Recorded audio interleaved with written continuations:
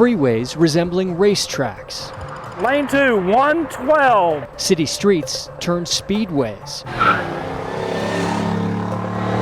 Perfect example, and that's all day. I mean, that's what happens here all day. If you think driving in Dallas is scary, the data suggests you're right. Another deadly commute continues in Dallas. We discovered over 5 years Dallas had the worst traffic fatality rate among America's 10 largest cities. The numbers are too high, and now my mom is one of those numbers. So we launched a year-long effort to find out why our roads are so risky. Oh my God, that wasn't there a moment ago. Look at this. And why speeds seem so high. Look at this SUV. Oh my gosh. And we discovered it's not just bad driving. We need to stop building roads like this. We pinpointed roads where people die again and again in the same places. It's an emergency that needs to be taken care of immediately. Places where people dodge traffic on city streets with freeway speeds. 63 is Toyota. And no safe place to cross nearby. Some critics of the agency say that TxDOT has a history of designing roads that actually encourage higher speeds. Well, I would certainly push back on that. 133. We documented the dangers and then traveled across the continent searching for solutions to slow speeds and save lives. This is safer? Yes, because if you see all these vehicles, including the turning vehicle, they're stopped for you, right? Everybody stopped. Everybody stopped. For us. Right? And suddenly the conversation we started sparked change in Dallas. That is going to hopefully save lives of Dallasites. New efforts to address insane speeds. We commit our institutions to help solve this problem. And a new vision to reshape streets where too many are driven to death.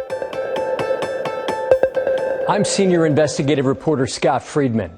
This 14-month-long investigation began with some startling numbers. Take a look. Dallas's traffic fatality rate is 27% higher than Houston, 51% higher than Los Angeles.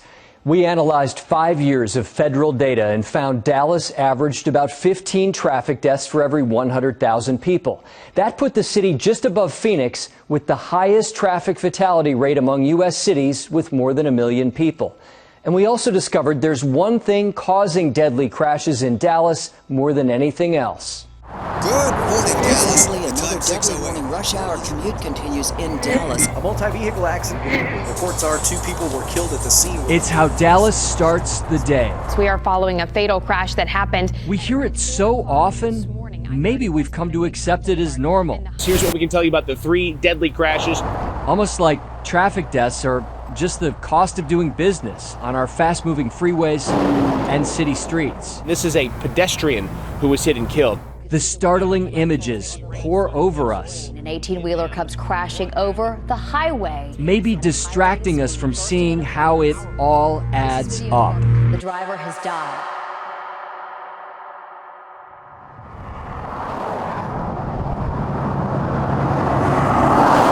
In the city of Dallas alone, traffic crashes have killed more than 1,000 people since 2019, and more than 5,000 have been severely injured.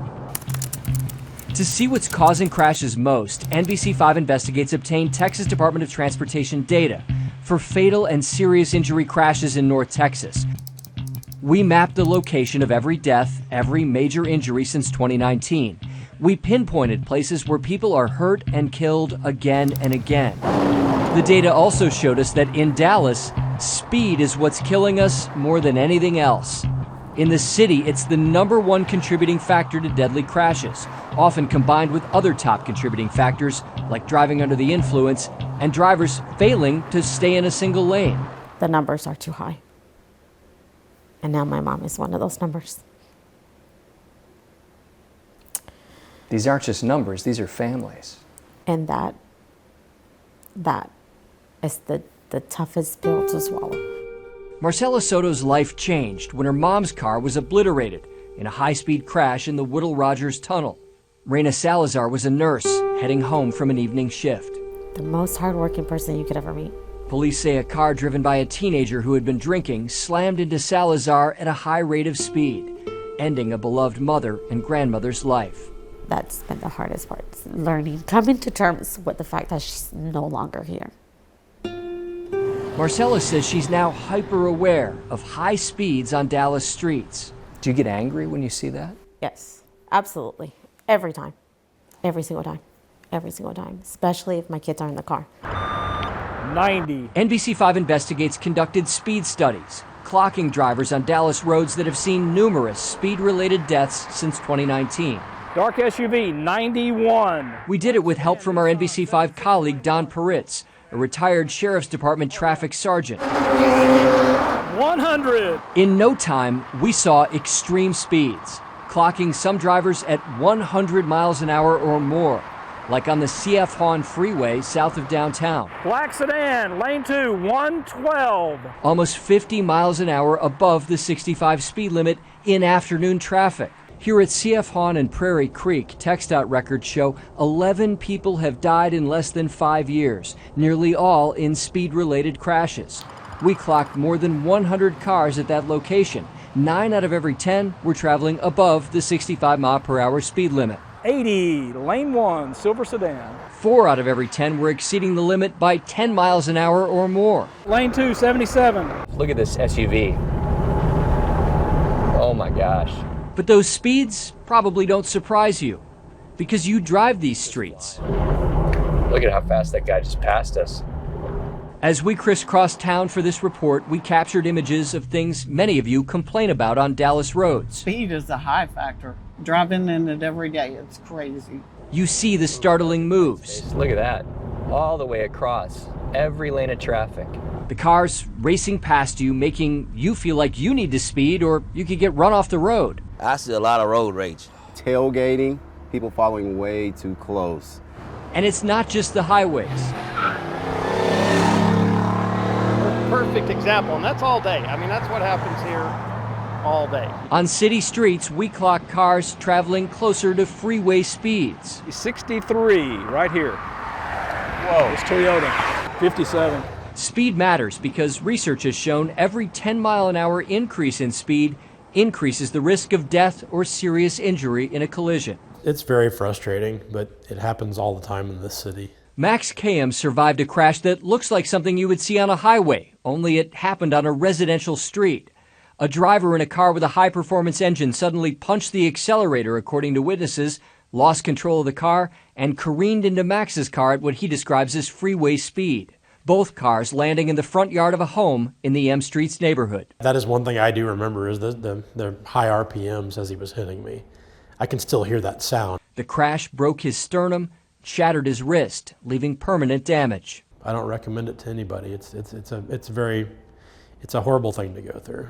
These crashes leave Max and other victims wondering if there's any way to calm the speeds on Dallas roads. What is it that we're lacking as a city, as a state? We set out to answer that question, talking to people who study road safety. I would say this is dangerous by design. People who suggest many of our roads feel like racetracks because they were built that way. They're driving that fast because they feel like the road is inviting them to do that.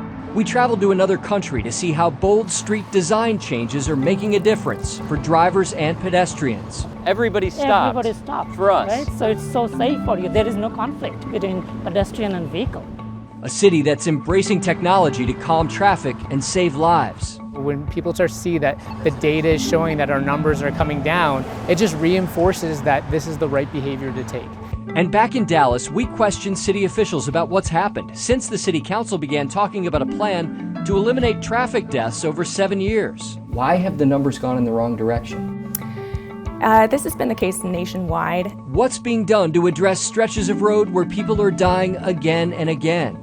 Answers matter in a city losing people at a faster rate than many others its size. Red alert due to a fatal accident. It would mean so much for me to see those numbers come down. Does have the freeway shut down. Dallas knowing that the streets are safer. When we come back, the Dallas City Council signed a pledge years ago to work to eliminate traffic deaths. So why have the numbers gotten worse? And what's happened to the city's plans to address the most dangerous streets? Now staff is asking for another 24 months. Was this a real commitment to change, or was this more of a press release? I think at the time, everyone was on board with it.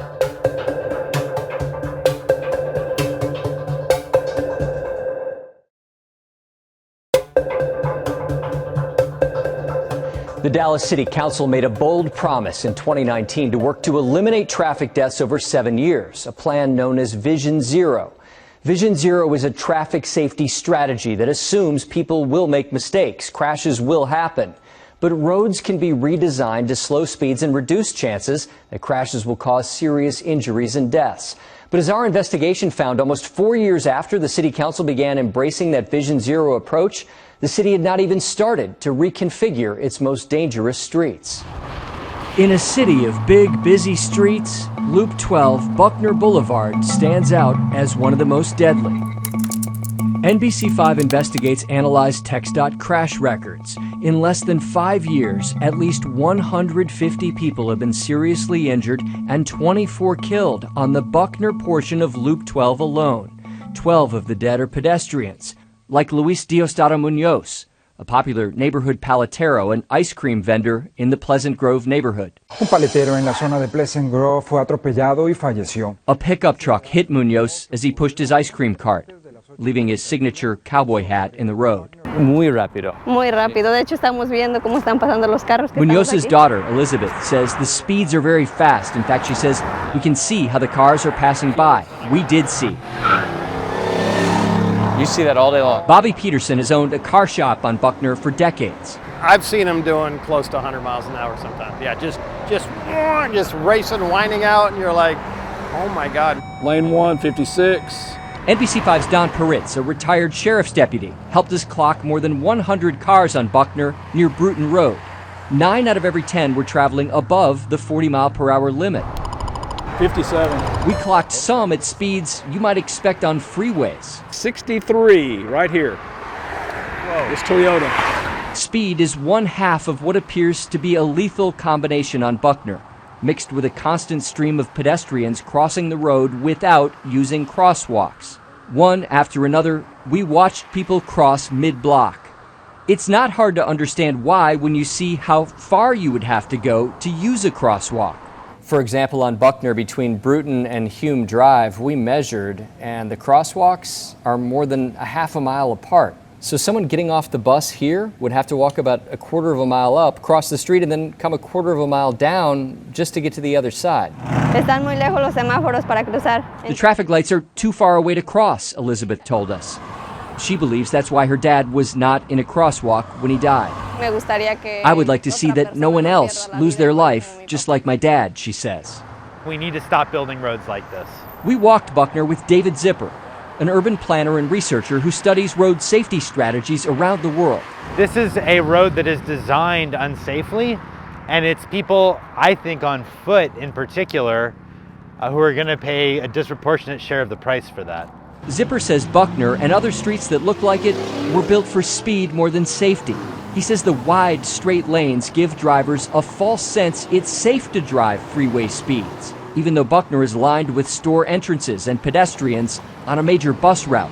The idea that you would create bus stops on a road like this and not facilitate the safe passage of pedestrians to and from that station, I mean, to be honest, it strikes me as, I don't know whether to say crazy or inhumane or both. We're going to talk about Vision Zero. What is Vision Zero? In 2019, the Dallas City Council said it would use a Vision Zero strategy to reshape dangerous streets. I'm really happy to see our city go towards making this commitment. The council has pledged to work to eliminate traffic deaths and cut serious injuries in half in the next 7 years.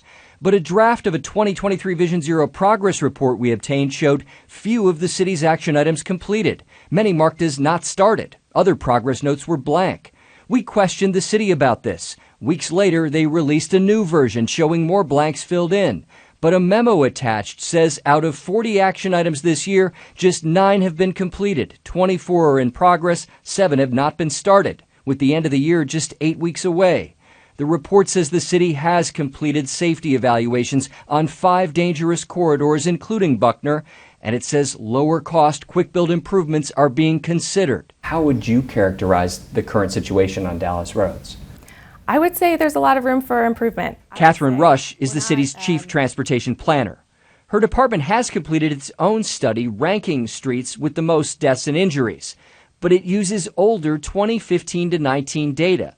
The worst road was a portion of Great Trinity Forest Way in southern Dallas. One stretch of Buckner was second worst. Looking at all of Buckner, the city's numbers showed another 138 people killed or severely injured from 2015 to 19. How does it get that bad?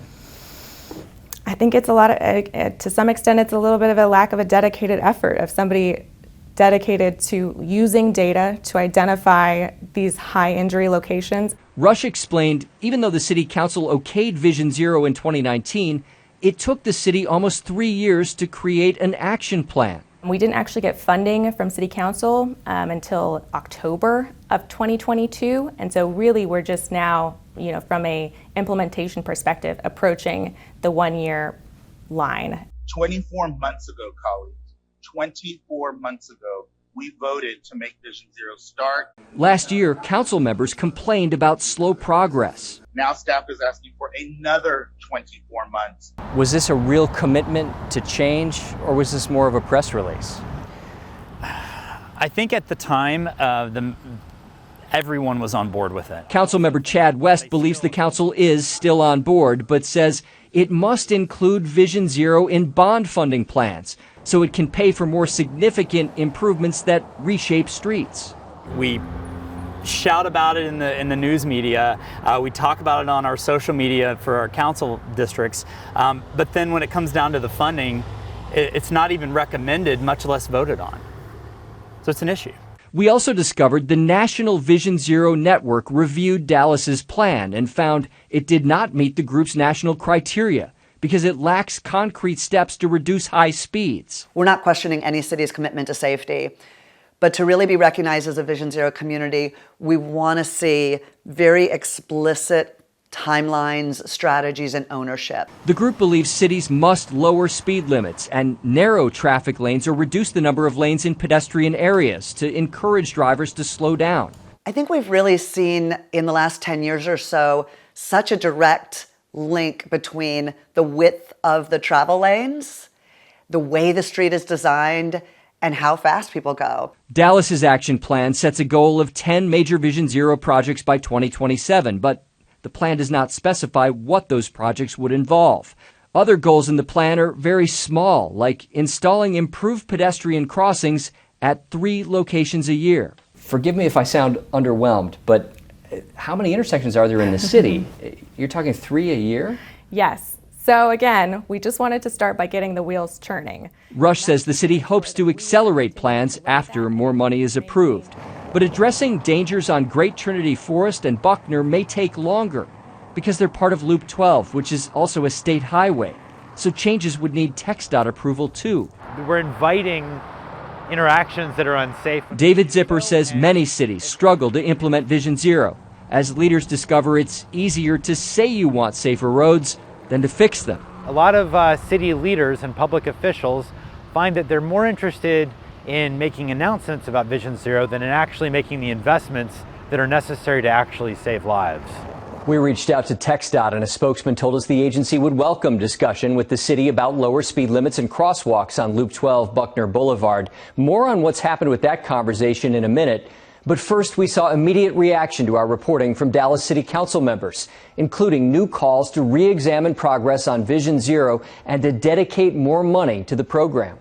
We need to be more intentional about completing this plan and making sure that it's something that works across the city. At a city council meeting, the Transportation Department provided an updated copy of its Vision Zero progress report.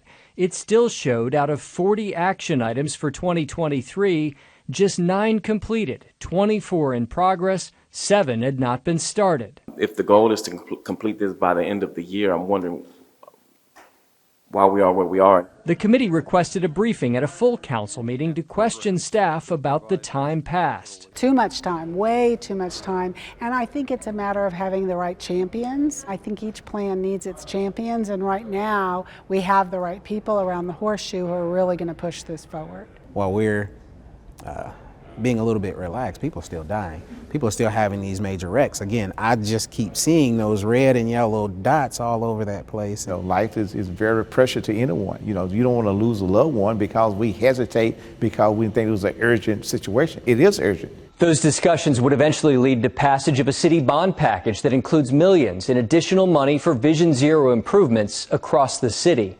Right now, about 4 people die in traffic crashes every week just in the city of Dallas, and 23 are seriously injured. Now imagine a city about the same size where most weeks no one dies in a crash. We went there to see how it's possible and found a city more aggressively embracing Vision Zero. We're on a journey to a land of safer streets, where roads are being reshaped in strange-looking ways. A city that opens your mind to the thought that maybe someday deadly car crashes could be a thing of the past. Welcome to Edmonton in Alberta, Canada. They sometimes call this Canadian province the Texas of the North. It's a region known for producing oil. They like their pickup trucks here too. And in recent years, they've driven down traffic deaths and injuries with an aggressive road safety strategy. The Dallas metro area is bigger than Edmonton, but the two cities themselves are similar size, about 1.1 to 1.3 million people. Last year, Edmonton had 14 traffic deaths. Dallas had 228. So maybe Dallas could learn from this Canadian town with crosswalks that look like something from the Land of Oz. This is very jarring to me to see this, just to be in the middle of the intersection, but this is safer? Yes, because if you see all those vehicles, including the turning vehicle, they're stopped for you, right? Everybody stopped. Everybody stopped. For us. Right? So it's so safe for you. There is no conflict between pedestrian and vehicle. They call this a scramble crosswalk. Pedestrians can cross diagonally because traffic lights are programmed to briefly halt cars in all directions and prohibit right-hand turns on red. This prevents cars from turning into people in crosswalks. Edmonton installs the scrambles in spots where crashes have hurt and killed pedestrians, something that has not happened at this location since the scramble arrived. We haven't had any pedestrian-involved collisions for this location, none. In 2 years? In 2 years. It's one small part of the Vision Zero plan Edmonton adopted in 2015. In the next 6 years, traffic deaths declined by 50%, severe injuries by 30%. When you ask how they've done it, the answer often includes one word. The data. And we look at the data. We need to have that data. They use it to identify where people are injured and killed most. Then they attack those spots with everything from high-tech traffic enforcement to radical street redesigns. You actually took a lane of traffic away here. Yeah, basically on this road, for example, there was a parking lane on one side. In high pedestrian neighborhoods, they're narrowing roads to slow traffic speeds. What does narrowing the road do from a safety standpoint? Yeah, it's a combination of, it makes sight lines better for folks in the area, people driving. As you turn into a neighborhood, as a road is tighter, you instinctively will slow down. If they can't build a narrower street right away, they use temporary tools like these curb extensions, easily deployed in a day. Just the narrowing of the road by this curb extension just makes people a little bit more subconscious or conscious about, okay, I better slow down because there's something going on here. It's helped in Paul Kyler's neighborhood, on a street locals called the Speedway. We've had a number of casualties on this road because of speed. Kyler and his neighbors worked with Edmonton's Street Lab program that connects families with city traffic engineers. We'll hear their concerns and then we'll work with them to implement traffic calming measures. In Paul's neighborhood, the curb extensions started as a test. And then once we get enough feedback seeing how they work, if they work, they put in a more permanent solution, which we're actually getting here. All over Edmonton, you see permanent concrete curb extensions, shortening the distance for pedestrians to cross and encouraging slower speeds near intersections. The city is also raising crosswalks to make them more visible and partnering with school kids to paint them bright colors. So as drivers are approaching the crosswalk, they can see it from a distance away, and it's been well received by the community. But reshaping roads is only part of the plan. I notice this is bright yellow. Why is that? We want people to slow down immediately, right? These automated speed enforcement trucks are slowing drivers in spots where crashes happen most. Peace officers monitor as radar automatically clocks speeds. Cameras snap photos of speeders, and tickets are sent in the mail. It's a really good tool, and it's proven effective year after year for our Vision Zero strategy. The city says crashes have come down more than 30% on streets where the trucks are used.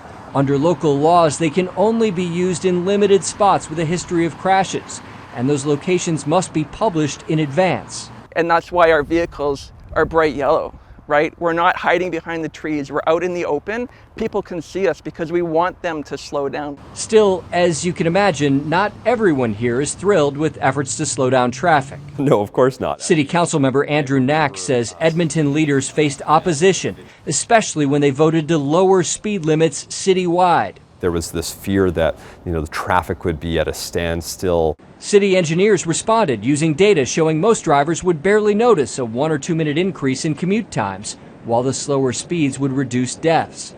Today, Knack says he hardly hears any criticism. Almost everyone has moved on and realized how much better and how much safer that's made our local communities. Nobody likes change, but at the end of the day, when you see the results and when you can feel the actual extra safety, it's worth it. What Edmontonians told us is all that data has not only helped fix problems, it's been a key to getting more people to buy in. There's power, they say, in numbers showing things like crazy-looking crosswalks actually work. When you tell the other side of the story, that how it is saving life, protecting people, then people understand why we are doing what we are doing. A message to Dallas, Texas, from the Texas of the North. What we've seen here in the city is something that can probably be a model for a city like Dallas, for sure. Now compare what we saw in Edmonton to what we found on Dallas's Loop 12, which new data shows has become the city's most deadly street. Take a look. Each of the dots on this map represents a fatal or serious injury crash on Loop 12. According to TxDOT data, at least 479 serious injuries and 105 fatalities in less than 5 years. The loop is known as Northwest Highway to the north, Buckner Boulevard to the east, Walton Walker to the west, and in southern Dallas, it's Great Trinity Forest and Ledbetter. Perhaps nothing highlights the dangers on the loop more than one small stretch we pinpointed where 5 pedestrians died in less than 1 year. Loop 12 is where Arthur Fleming lost his sister. I'm going to do what I can to make sure that the killing stops over here in this area. Betty Sue Fleming was 77.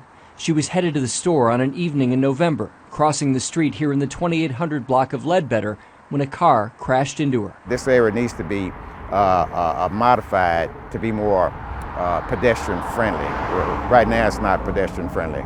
NBC5 Investigates searched TxDOT crash records and discovered Betty Sue was the 5th pedestrian to die in just 11 months of 2023 on this stretch of Loop 12 near Bonnyview Road.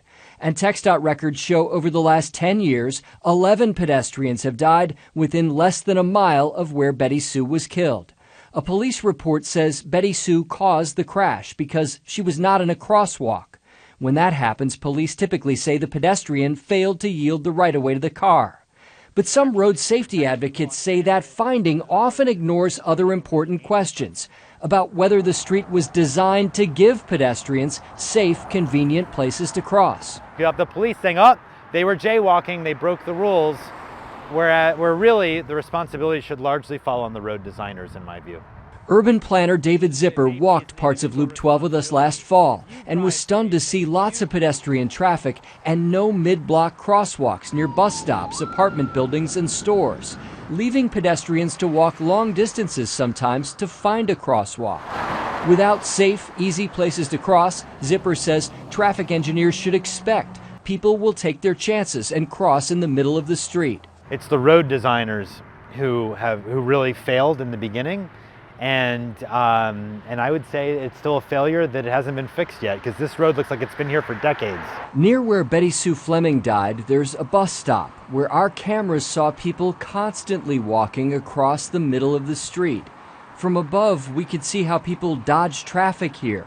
Watch how this pedestrian walks slowly, then leaps forward to get out of the path of a moving car. If you look up this location on Google Street View, you will see images of pedestrians crossing here mid-block dating back years. Traffic planners sometimes call this the desire line, the place where it's clear humans instinctively want to cross. Wait to cross. Some cities like Austin are installing more mid-block crosswalks with pedestrian-activated stoplights in places where pedestrians have been killed. Arthur Fleming wonders why it hasn't happened on Loop 12 in southern Dallas, where so many have died. I see neglect. I see community neglect. I see a not caring bureaucracy. There are two bureaucracies in charge of Loop 12. It's a City of Dallas street and a state highway. Records we obtained show the city's transportation department and the Texas Department of Transportation have been aware of pedestrian dangers on the loop for years. 2 years ago, the city's Vision Zero road safety plan identified the section of Ledbetter where Betty Sue Fleming died as one of Dallas's top 5 locations for pedestrian deaths and serious injuries. And in 2019, a TxDOT study raised concerns about pedestrian safety on another nearby section of Loop 12 further east, where at least 5 more pedestrians have died. The report says engineers observed generally aggressive vehicle pedestrian behaviors and a lot of jaywalking, along with some vehicular disregard for pedestrians. They found most pedestrians were crossing Loop 12 to access the DART bus stops. And the report mentions possible solutions involved installation of crosswalks, adding pedestrian bridges, or implementing pedestrian signals such as pedestrian hybrid beacons. Those flashing lights we showed you Austin is installing in more locations. So why haven't pedestrian beacons and mid-block crosswalks been installed here to protect people? One possible answer can be found deep in that 2019 TxDOT report. The report says TxDOT installs pedestrian hybrid beacons only on roadways with speed limits of 40 miles per hour or lower. On Loop 12, the state set the speed limit at 40 and 50. So TxDOT would have to conduct traffic studies and recommend a lower speed limit before beacons and mid-block crossings could be installed. They have a policy that says that you can't install a pedestrian signal if the speeds are 40 miles an hour or higher. Last fall, Dallas's chief transportation planner told us the city would like to reduce speeds on the loop and install mid-block crossings. They set the speed limit at 40, which prevents you from putting in additional safe places for people to cross? Yes. I mean, we could put in a bridge, but that's very expensive. A lot of times people don't use them. So it has resulted in taking away some of the tools in the toolbox. For months, NBC5 Investigates is asked to interview TxDOT's Dallas District Engineer, Cecil Clemens, who oversees the region's state roads. But through a spokesman, our requests have been declined. In a statement, the spokesman told us TxDOT conducted a speed study on one section of Loop 12 this summer, and it is still being discussed with the city of Dallas to determine if any revisions to the current speed limits are needed. TxDOT told us the department has spent $15 million on projects along Loop 12 since 2015, including upgrading traffic signals and installing sidewalks. The spokesman says TxDOT will continue to work with the city of Dallas and DART to improve pedestrian safety. Arthur Fleming wants more urgency. And so we're going to try to wake them up and see if we can't make them care, or at least respond to what we're talking about. Fleming, who once headed Dallas's NAACP chapter, says he plans to push city officials to advocate for more rapid changes. In a statement, the city's transportation director told us we are currently evaluating opportunities for improvements in coordination with our partnering agencies, including TxDOT and DART. The city is also considering bond funding to improve street lighting on 6 sections of Loop 12. But Fleming believes it will take more to make the loop safer for southern Dallas. And that's what I'm going to do, try to organize some folks to go down and see if we can't get something done about it, citywide, but particularly over here. After we aired that report, a prominent state senator called for action to address the problems our reporting uncovered. And obviously, something must be done. And we can't just study it. We've got to get something done about it. State Senator Royce West is vice chair of the Senate's Transportation Committee. He pledged to pull together state and local leaders to find solutions. And within weeks, he held a town hall meeting in a neighborhood along the loop. A lot of African American, a lot of poor people live right here within this corridor. Okay, so I think it's been neglected. Neighbors seeking answers from the region's top transportation officials, asking what can be done to stop the constant stream of traffic deaths on Loop 12. I expect you guys to solve this problem. You're the experts. You guys make the final decision, then you make the big dollars. Some asked for help to address that location we discovered near Loop 12 and Bonneview Road, where 5 pedestrians were killed in 11 months in less than a mile, including Arthur Fleming's sister. My question is, who will be held accountable for these lives?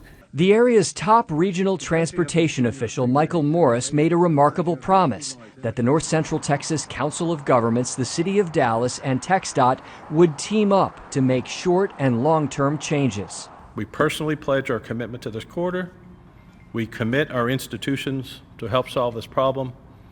We plead with the community to help us get into the detail and the science. Morris heads transportation for the Council of Governments. He was there with Gus Concarly and Season Clemens, the city and TxDOT officials who had declined to speak with us earlier. They were now stepping forward to say they would develop a comprehensive Loop 12 plan. New traffic signals and crosswalks, possibly even mid-block signals to slow traffic and give pedestrians more safe places to cross. We have a lot of bus stops along the corridor, and not all of them are close to a crosswalk. Neighbors told us changes couldn't come fast enough. I mean, look at these cars, how fast they going. It's like a raceway. Right, and it's a child right there. Oh my gosh.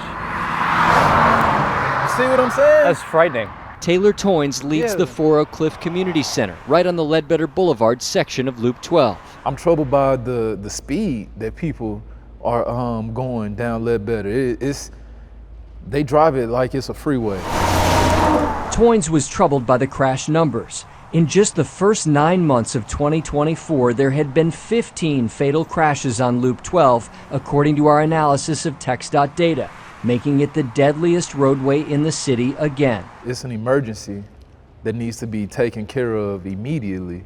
Is it being dealt with like it's an emergency?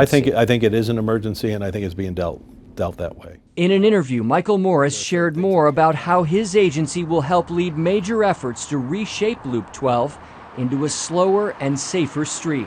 But I think you're going to see dozens of strategies being implemented over the next year, and maybe dozens of strategies being implemented in addition to that as we see what works and what doesn't work. Dozens. You're saying real action is happening to address this right away. Yeah, it's affecting all of us. Morris says his agency is working with the city and state on plans to slow speeds physically by redesigning portions of the road, which was built decades ago as a highway loop on the edges of the city.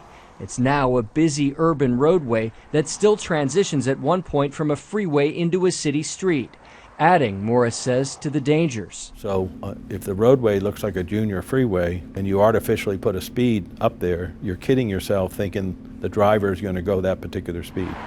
Morris told us transportation planners are also working to add more safer pedestrian crossings to reduce the constant flow of people we've seen walking in the road, and using the narrow median for shelter as they try to get across. I've never seen pedestrians walk the median, which is the most dangerous. They walk up and down it. They walk the median. Morris says engineers will also address the area where Loop 12 cuts through Glendale Park, separating the pool from a picnic area and a bus stop on the other side of the street. So if you're getting off the bus here and trying to get to the pool on the other side of the street, you have to go about a half a mile either direction to reach the closest crosswalk and then a half a mile back. The faster but more dangerous route is right across the street through all of this traffic. From above, you can see the distance between the crosswalks. The city has allocated bond funding for a pedestrian bridge that would link the two sides of the park, but Morris says other possible solutions are still on the table and they want to hear from the community. Meanwhile, we've learned DART is addressing bus stops on Loop 12 located far from crosswalks, leaving transit riders in tough spots. DART plans to relocate 28 stops and remove 16 more, including this one on Loop 12, Buckner Boulevard and Cordell. That stop left transit riders to walk a half a mile or more to get safely to the other side of the street, using the nearest crosswalks. Instead, many cut right across, risking a more dangerous crossing.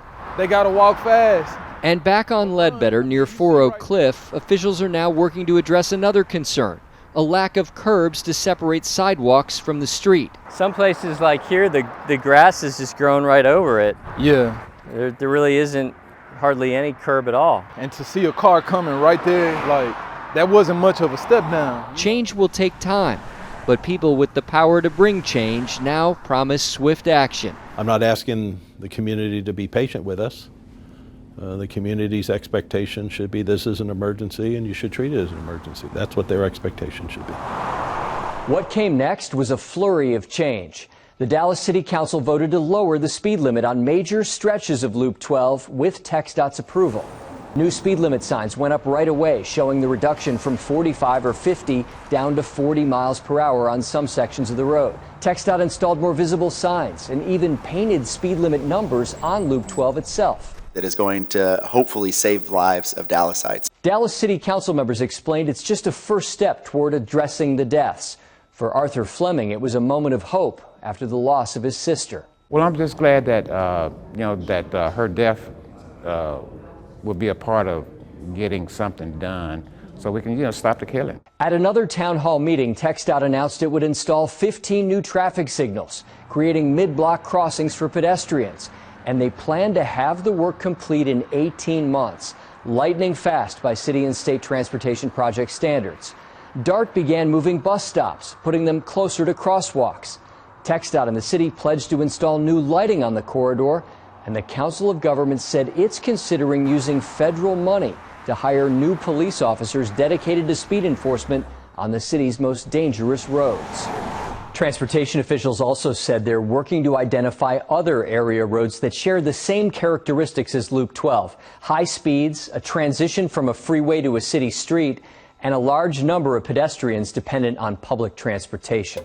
The Loop isn't the only Dallas street where our reporting sparked changes. Up next, the freeway of insane speeds. 142!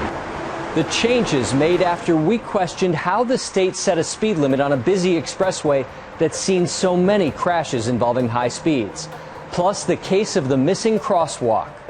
Oh my God, she's gonna run. Changes to another major Dallas street where we found students sprinting through traffic on a street where some crosswalks seem to have vanished.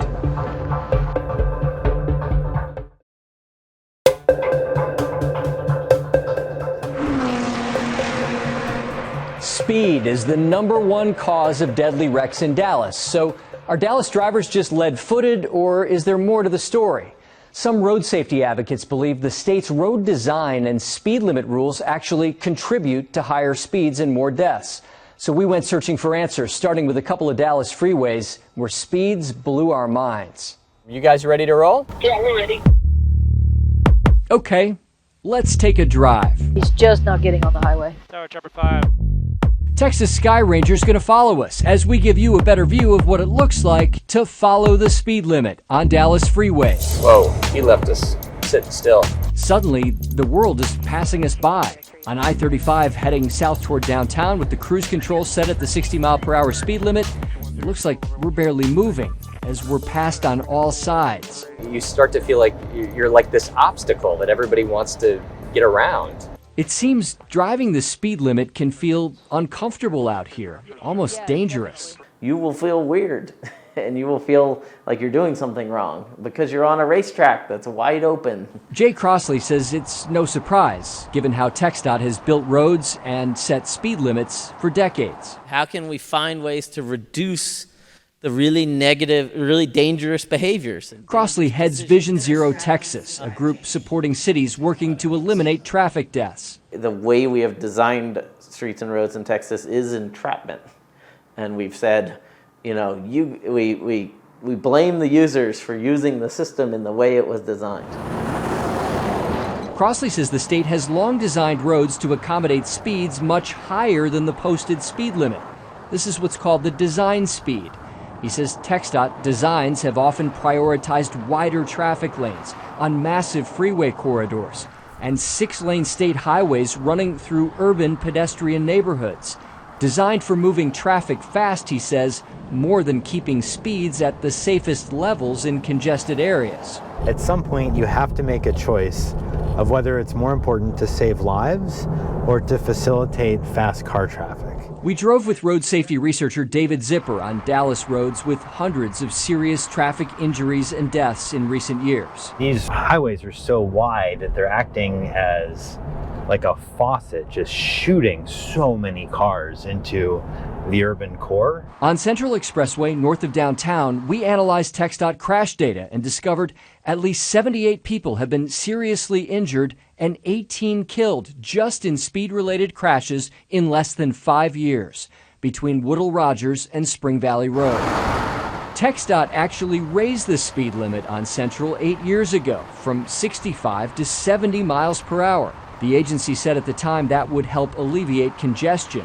And so we were able to go there, do some speed studies on our interstates, and determine what the speed limits actually should be. Zipper says it's rare to see a speed limit set that high on a highway running into the heart of a major U.S. city. As far as I can tell, raising speed limits, particularly in a dense place or an urbanized place like Dallas, just gets this state further away from the safety goals it's supposedly pursuing. So I don't really understand how TxDOT is thinking about this.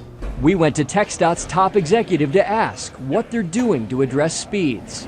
Director Williams, Scott Friedman, NBC in Dallas. Good, how are you? We approached Executive Director Mark Williams at a road safety conference in Austin after TxDOT staff told us they would not make him available to speak with us. Some critics of the agency say that TxDOT has a history of designing roads that actually encourage higher speeds and contribute to injuries and deaths. And I want to give you a chance to respond to that. Well, I would certainly push back on that. Williams told us his agency is using many tools to build safer highways. Certainly appreciate advocates and people who challenge us to look at our status quo and how we go about designing roads. But he also suggested TxDOT can increase speeds and improve safety at the same time. Yes, we have to design our roads to address congestion, and at times that will, the goal of that is to increase speed. People are sitting in congestion, they're not moving.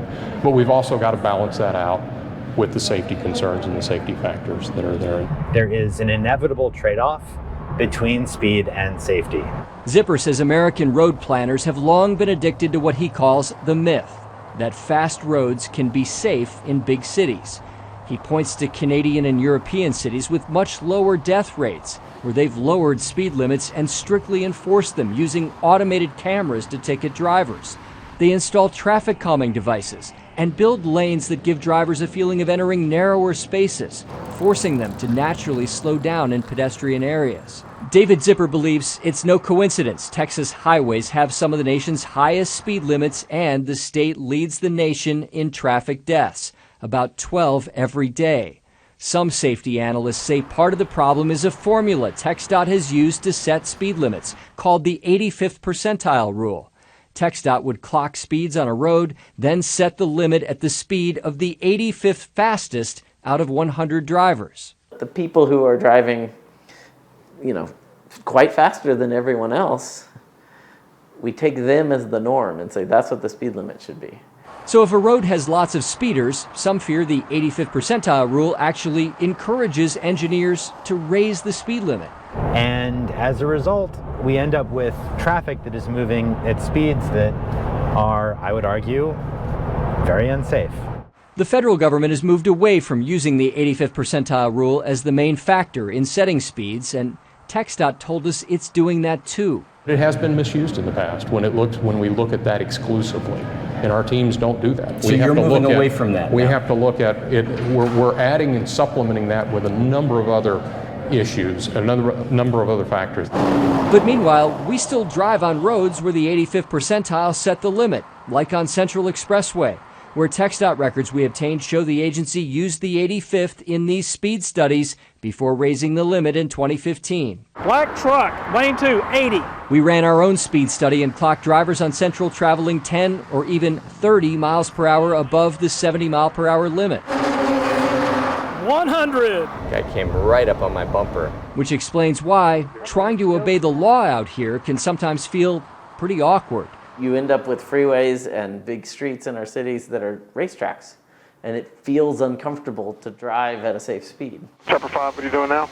High speeds on US 75 Central Expressway were thrust into the national spotlight in March after a crash involving an NFL star accused of driving 119 miles per hour. So we went back for a more in-depth look and clocked speeds that suggest 119 is not uncommon.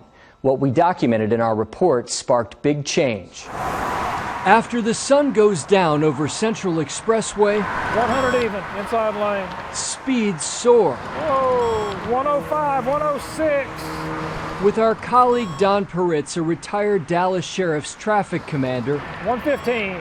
we clocked vehicles at 3 locations along Central between about 8 and 11 p.m. on a recent Monday night. And at least a dozen times, 128, motorcycle. we saw speeds at or above 100 miles per hour, sometimes way above.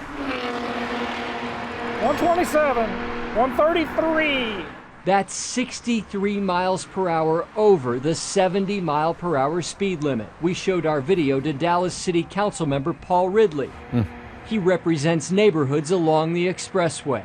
How concerned are you about the level of speed? Well, I'm very concerned, and this is the first time that I've seen empirical evidence of people speeding that fast on Central Expressway. Ridley says the concerns are magnified by the recent crash involving Kansas City Chiefs player Rashee Rice, who police say was driving 119 miles per hour before this collision.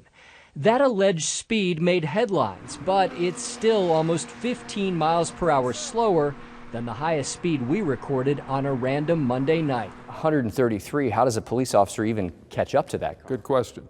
Are you shocked to see speeds at that level at that time of day? I am, at any time of day. In fact, even in broad daylight, 112 on the motorcycle, northbound, inside lane. we clock cars at or above 100. I think there's a widespread perception that there is no traffic enforcement anymore, and people are getting away with it. In April, Councilman Ridley expressed concern about a lack of speed enforcement citywide, prompting a response from Police Chief Eddie Garcia, who said his department has only 29 traffic officers to cover the entire city. We certainly are not going to be in a position anytime soon to be able to staff every intersection in the city with regards to enforcement. Our traffic unit does the best they can, utilizing data. Last fall, we reported Dallas police records show the number of speeding tickets written on Central dropped almost 70% from 2019 to 2021. That number rose in 2022, but was still down about 30% compared to 3 years earlier. NBC5 has requested but has not received more updated police data. Last fall, Garcia told us he was surprised when he arrived in Dallas to find city police are responsible for speed enforcement on major state highways. I was shocked, to be very, very surprised, because yes, in California, the California Highway Patrol pretty much does enforcement on all the freeways in the state. Councilman Ridley believes Dallas should ask for additional help. We should call upon the state to do more traffic enforcement on highways that are owned by the state, such as Central Expressway and the interstate highways. Ridley also questions the speed limit on Central. TxDOT raised it 8 years ago from 65 to 70, saying it would alleviate congestion. As NBC5 Investigates has reported, some road safety experts say it's rare to find a speed limit that high on a freeway running into a major U.S. city. An attorney representing a driver injured in the Rashee Rice crash recently told us he believes the higher speed limit on Central has encouraged speeding. I'm alarmed, actually, at the speeds that cars are traveling.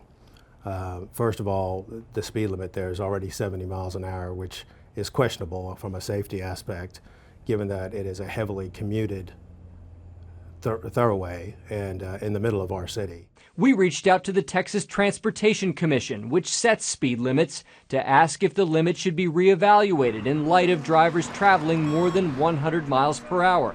The commissioners referred us to a TxDOT spokesman who told us there is no way to address the recklessness and total disregard for human life when someone chooses to drive over 100 miles per hour. The spokesman added TxDOT has not received a formal request to lower the existing speed limit on US 75. TxDOT shouldn't have to wait for the city to ask them to address a dangerous condition. Ridley says he wants the city to ask the state to re-examine the speed limit and help the city enforce it on a road where the current numbers seem more speedway 103 passing the truck. 400, 109. than expressway. 115. That speed study Councilman Ridley requested as a result of our reporting led to changes. TxDOT reversed itself and determined a lower 65-mile-per-hour speed limit was justified, paving the way for the city to make a change. Tonight, the Dallas City Council has voted to lower the speed limit on US 75 Central Expressway after an NBC5 investigation exposed extreme speeds and a stunning number of deadly speed-related crashes. New speed signs went up immediately from downtown to Mockingbird Lane. Council members described that change as just a first step toward addressing the dangers, along with plans for increased enforcement. So it's a work in progress. We have to do things like this, lowering speed limits, traffic calming measures, in order to carry out that goal and achieve what we're trying to do here. A lower limit may not deter those extreme speeders willing to drive at more than 100 miles per hour, but now police can write tickets that carry more severe penalties at a lower speed threshold.